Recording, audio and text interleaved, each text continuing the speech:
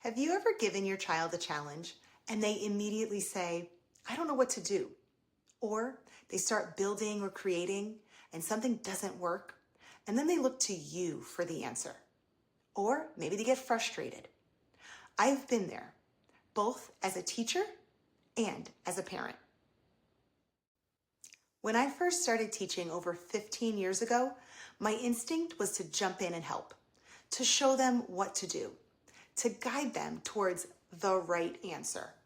And it came from a good place. But over time, I realized something really important. When we step in too quickly, we're not actually helping them think. We're solving the problem for them. And today, I want to show you a different way to guide your child through a STEM challenge. One that helps them think, problem solve, and truly act like a scientist. When I'm working with kids, I like to think about it as a simple cycle. Small steps that repeat over and over again. Notice, hypothesize, plan, test, and reflect. And the goal isn't to move through these perfectly, it's just to keep the thinking going. The first step is noticing. This is where we slow things down and really look at what's happening. So instead of jumping in with a solution, you might ask, what do you notice? Or what's happening here? For example, if a child is building a tower and it keeps falling, instead of trying to fix it by saying things like, try making it stronger, or maybe make the base wider, you could ask, what do you notice about how it's falling? Or which direction does it keep falling? That simple shift helps them to start thinking and observing instead of relying on us to help them solve the problem. Next is hypothesizing, or making a simple prediction. This is where kids start to think about what might happen and why. So you might ask, what do you think will happen if we try this? Or why do you think that? So for example, if a paper airplane isn't flying far, instead of fixing it, you might ask, what do you think would help it to go farther? And again, there's no right or wrong answer here. The goal is just to get them thinking. After kids share what they think might happen, the next step is planning. This is where they decide what they're actually going to try. You might ask things like, what's your plan? What could we try first? Or what materials do we need? So instead of jumping straight into building or testing, we pause for just a moment and let them think through their next steps. And this could be really simple, especially for younger kids. It might just be choosing one idea to try first. Then comes testing.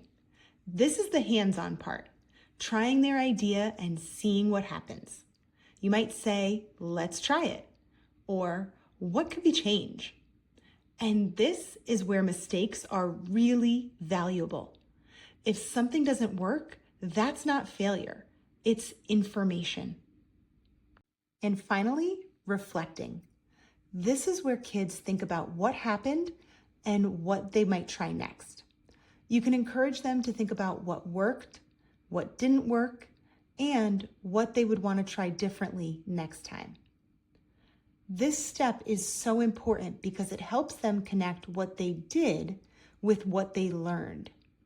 And something I always try to be really mindful of here is how we talk about mistakes. When something doesn't work, it's easy to say that didn't work or just try again.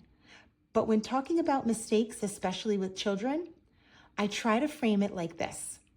What did we learn from that? Or that gave us some great information. Because that's how scientists work.